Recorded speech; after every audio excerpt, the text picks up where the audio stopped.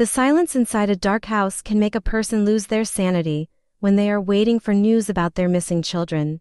For 3 agonizing days my phone remained completely dead while I paced the kitchen floor thinking the worst had happened to my 2 boys. Fear is a heavy weight that crushes the chest because I was convinced they were lying lifeless somewhere down in Florida. At 52 years old I discovered that loving your children too much can feel exactly like a terrible disease. I stood by the counter holding a cold mug of coffee with my hands shaking uncontrollably as the clock passed 2 in the morning. Every shadow outside looked like a police officer walking up the driveway to deliver the news that would shatter my world forever. My sons Garrett and Nolan were everything to me after their mother passed away a decade ago. I worked double shifts at the factory and gave up every personal dream to ensure they had the best education and a comfortable lifestyle. We shared a bond that felt unbreakable until they graduated and decided to move south for a business venture that promised quick riches. The trouble began when they requested a massive sum of money from my retirement account to secure their new office space. I transferred the funds immediately without a single doubt because I trusted their vision completely.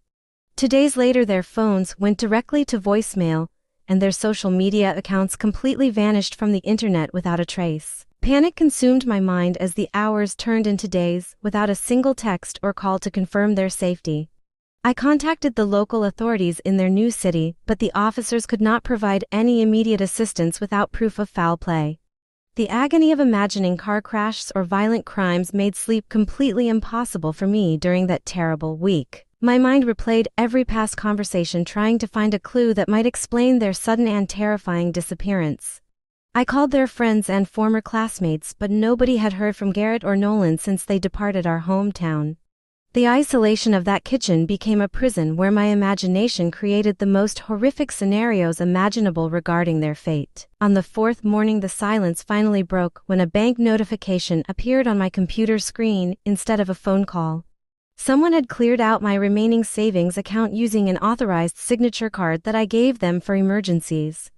The transaction location showed a luxury resort in Miami, which meant my boys were not dead or in any danger at all. The relief I felt quickly transformed into a cold and heavy wave of betrayal that made me physically ill.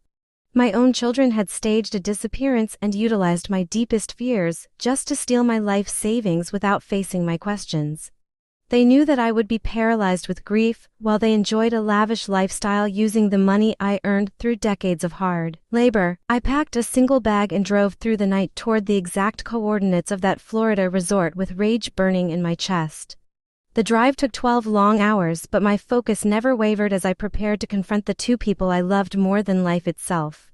I needed to see their faces when they realized their cruel plan had failed to keep me away. I walked through the grand lobby of the hotel and spotted Garrett and Nolan sitting near the outdoor pool laughing without a care in the world. They were wearing expensive new clothes and drinking cocktails while celebrating the successful robbery of their own father. When Garrett looked up and met my gaze, his face turned completely pale and his glass slipped from his fingers onto the concrete. I approached their table slowly and demanded an explanation for the emotional torture they had inflicted upon me for the past 72 hours. Nolan tried to make excuses by stating that they needed a clean break to start their business without my constant interference or supervision. They did not care that their deliberate silence had nearly driven me to a complete nervous breakdown back home. Garrett admitted that they used my fear because they knew I would not investigate a theft while believing they were dead or missing. They viewed my unconditional love as a weakness to exploit rather than a bond to respect and cherish. Hearing those cold words from my own flesh and blood felt like a sharp blade piercing directly into my heart. I looked at the 2 strangers before me and realized that the boys I raised had disappeared a long time ago. I informed them that the bank fraud department was already tracking the unauthorized withdrawals and the police would arrive shortly to handle the matter. They begged me to cancel the report, but I walked away without looking back at their desperate pleas. The drive back home was quiet, but the heavy weight in my chest had finally started to lift as I accepted the painful truth. I survived the agonizing silence and the terrible betrayal by recognizing that I could no longer protect people who chose to destroy me. Justice would take its course regarding the money, but my personal healing required me to let them go completely. True love should never require a person to sacrifice their own sanity or allow themselves to be destroyed by the people they cherish. I still look at the kitchen phone sometimes, but the silence no longer terrifies me because I know who I am without them.